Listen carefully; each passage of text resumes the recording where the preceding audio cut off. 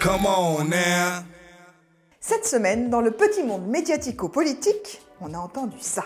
Emmanuel Macron. Il y a Emmanuel Macron qui tient un meeting. Emmanuel Macron. Emmanuel Macron. Il n'y en avait que pour lui. Emmanuel Macron, avec son meeting, a saturé l'espace médiatique, mais l'espace des médias traditionnels. Sur les réseaux, Macron joue encore en deuxième division. Mardi soir, l'audience cumulée de Dailymotion et Facebook Live a atteint les 40 000 vues. Pas terrible.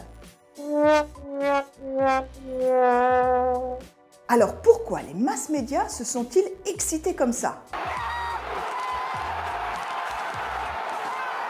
Parce que dans la forme, Emmanuel Macron casse les codes.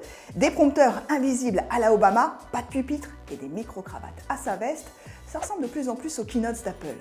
Mais les médias se sont surtout emballés parce qu'ils adorent les histoires et mardi, ils ont été servis. Mais d'abord, j'aimerais beaucoup vous raconter une histoire. Ce que nous sommes en train de faire, c'est de commencer à écrire une nouvelle histoire. Voilà, on est en plein storytelling. Et le personnage que Macron veut nous imposer, c'est celui de l'homme providentiel, le premier qui, sans ancrage territorial, sera choisi par le peuple. Nous ne sommes candidats qu'à une chose, c'est faire un programme, c'est porter une vision, c'est juste changer le pays. Et hop, oubliez les œufs de Montreuil ou les polémiques sur le costard et l'ISF. Macron a le don de savoir effacer les chapitres qui ne correspondent pas à l'histoire qu'il veut raconter. Mais mardi, il n'a pas répondu à la question que tous les journalistes se posaient.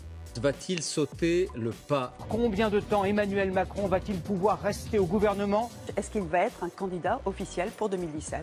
Et pourtant, ses lieutenants avaient balisé le terrain en déclarant qu'Emmanuel Macron, par exemple, entrait en campagne. Et lui-même, dimanche, a ouvert la séquence en affirmant au JDD qu'il voulait le maillot jaune. Mais mardi, il n'a donné aucune piste sur son avenir. Or, une bonne communication sert une stratégie politique. Et pour l'instant, celle de Macron est floue, à part la volonté d'être le héros du feuilleton de l'été. Et pour finir, un coup d'œil à notre baromètre des réseaux sociaux. Quelle personnalité est la plus influente? Macron n'est même pas dans le top 5. C'est Marion Maréchal Le Pen qui est en tête devant sa tante.